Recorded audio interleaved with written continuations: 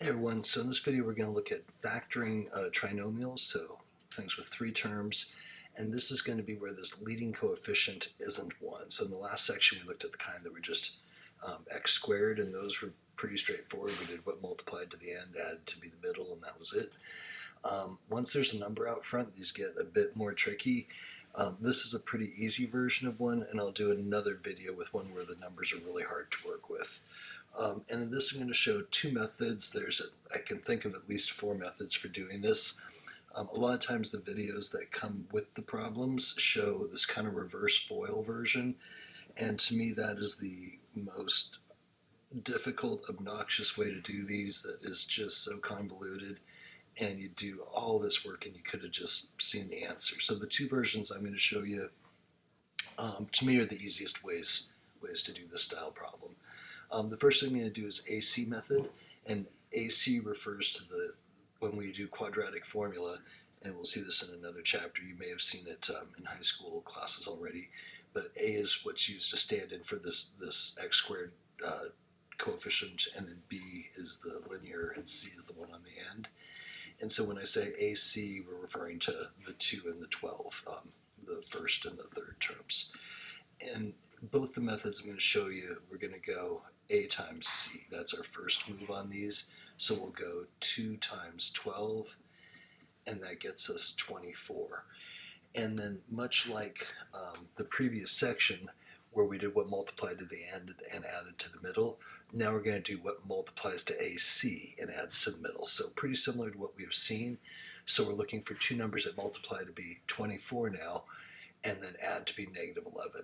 And so if I run through my list of 24s, and with this, we know since the 24 is positive, we need two negatives to make it come up negative, so we're looking for what they would add to as opposed to the space in between, like we saw in the last section.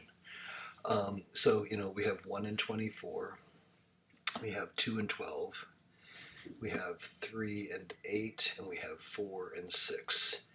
And that's all of our choices for 24. And so for this, the number isn't too bad. You'll see the next one I do, the number is going to be 720 over here, so we'll look at the ones where the number is really terrible. But for this one, we can see it's going to be 3 and 8, and then they're both going to have to be negative to add to be a negative 11, and multiply to be a positive 24. So once we have that, then we're back to the second section of this chapter where we did the 4-term grouping problems. So I'm just going to rewrite this, but with those numbers I just found. So negative 3 and negative 8, doesn't matter what order I put them in, we'll get the same answer either way. So I'll say minus 3x and minus 8x, and then plus 12. So all I've done is rewritten that negative 11 as minus 3 minus 8. It still makes minus 11. And now we have a 4-term problem that we can group. So out of these first two terms, I can pull an x, and that's going to leave me a 2x minus 3. And then out of these next two problems, next two terms, I need to get another 2x minus 3. I like to just write that out to help myself get there. And it looks like I would need to pull a negative 4 out. Again, I always kind of distribute to just check myself. So negative 4 times 2, negative 8, negative 4 times negative 3 gets me that positive 12. And then there's my common factor. And I can just bring that right out front. That method works pretty well. Sometimes people have a little problem with the sign on grouping. And that's one reason why maybe this isn't, I like the next method a little bit better, is I see students have a little bit of trouble factoring those second two and getting them to match. And then the other thing that can be a little bit difficult on this, and I'll show one with the greatest common factor in a separate video, but when there's a greatest common factor out here, then you have parentheses here and more stuff out front, and sometimes that formatting messes people up. So anyhow, this is a pretty good method. If you're comfortable with this one versus the next one, great, do this. This next one has one step that's a little confusing. And other than that, it's really easy and it's really clean. So it's actually kind of my preferred version. So I'll just draw a line here, and I'm going to do this exact same problem. And the first step is going to be the same. We're going to have to go A times C and figure out that negative 3 times negative 8.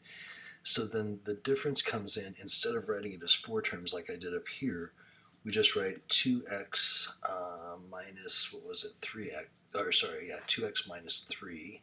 So our numbers are minus 3 and minus 8. And then we duplicate that 2x, which I know would multiply back to 4x squared, but it's cool. We're just going to use whatever is up front here and then divide it out in a second. Minus 8. And then we look at our two factors, and we have an extra factor of whatever a was floating around. And in this case, that's 2. And wherever I can divide it out cleanly, which is on this side, we just divide it out. So 2x minus 3. And then the 2 and the 8 would reduce, so it would be x minus 4, and we're done. So once we got the numbers up here for this version, we had to do all that. And here we just kind of write it down and then divide out the extra factor. This one is called Magic Method. I've only seen it in one book ever. There's a similar one, I think, Bottoms Up Method. I think I've seen that in a few of the videos I attached to the problems. It's pretty similar. For me, I like this one, and then if there is a coefficient, you just write it down right out front. It's not hard to keep track of, and you don't have those extra signs. So I like this one better. As I do the videos for this, I'll show both methods. But yeah, they both work, and whichever one you're more comfortable using is probably a good one.